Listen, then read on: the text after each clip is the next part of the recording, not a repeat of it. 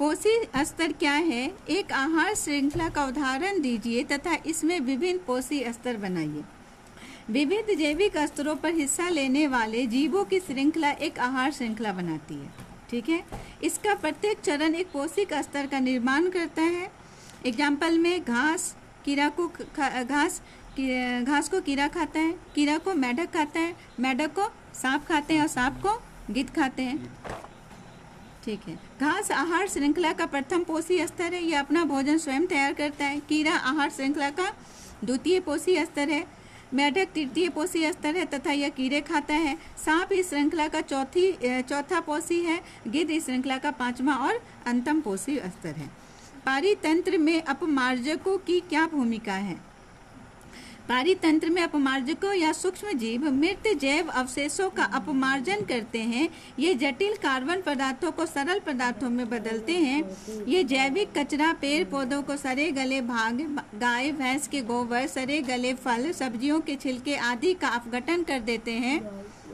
यह अपघटित पदार्थ मिट्टी अवशोषित लेती है, जिसे पौधों द्वारा पुनः उपयोग में लाया जाता है।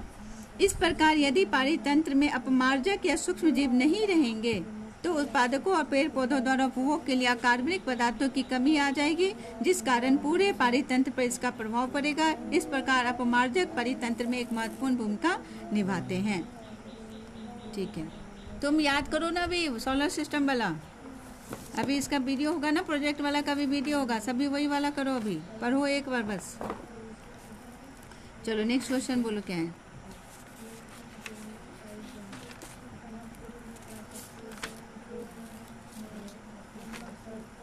इसमें अभ्यास है, आप कचरा निपटान की समस्या कम करने का क्या योगदान कर सकते हैं, किन्हीं दो तरीके का वर्णन करें। इसमें एक और क्वेश्चन था बीच में। चलो क्या होगा, हम कचरा निपटान की समस्या कम करने के लिए निम्नलिखित योगदान कर सकते हैं। पुनः प्रयोग करेंगे या पुनः चक्रण करेंगे। हमें अजैविक पदार्थ की तुलना में जैविक पदार्थों का प्रयोग करना चाहिए, जैसे प्लास्टिक की थैली की जगह कागज का, जूट का थैली का प्रयोग करना चाहिए।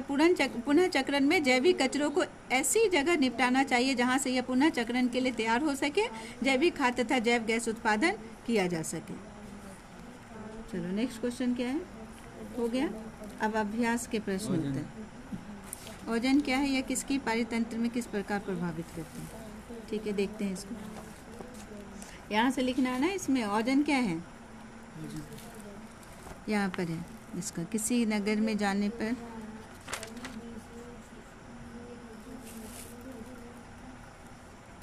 दिया हुआ था ना इसमें ओजोन का पर्यटन। किसी भी नगर में कस्बे में जाने में कचरे के ढेर दिखाई देते हैं, ये तो उसका क्वेश्चन था। ओजोन है, ओजोन परत में किस प्रकार अवशेषित होता है और ओजोन है क्या, यही पूछ रहा है ना क्वेश्चन। क्या है ओजोन, क्या है, यह किस पारितंत्र को किस प्रकार प्रभावित करता है। ओजोन O3 के अणु ऑक्सीजन के 3 परमाणुओं से बनते हैं, जबकि समान ऑक्सीजन, जिसके विषय में प्राय चर्चा कर, अणु 2 परमाणु होते हैं, जहाँ ऑक्सीजन से विभाजित। जो ओजोन एक घातक विष है, वह है ना, वही एक ओजोन एक घातक विष है, परंतु वायुमंडल के ऊपरी स्तर पर ओजोन एक आवश्यक प्रकार्य संपादित करती है। यह सूर्य से आने वाले पर्यावरणीय किरणें विकिरण से पृथ्वी की सुरक्षा प्रदान करती है। ये ओजोन है, यह परावैंगिक विकिरण जीवों के लिए अत्यंत हानिकारक होते हैं। उदाहरण, यह गैस मानव में त्वचा कैंसर उत्पन्न करते हैं। वायुमंडल के उच्च स्तर पर परावैंगिक अल्ट्रावायलेट प्रभाव में ऑक्सीजन O2 अणुओं से ओजोन बनती है। उच्च ऊर्जा वाले परावैंगिक किरणें ऑक्सीजन अणु O2 का विघटित कर स्वतंत्र ऑक्सीजन परमाणु बनाते हैं। ऑक्सीजन के स्वतंत्र परमाणु में ओजोन बनाते हैं, जैसा कि दर्शाया गया है। अब बोलता है इसमें पारितंत्र पर क्या प्रभाव पड़ता है।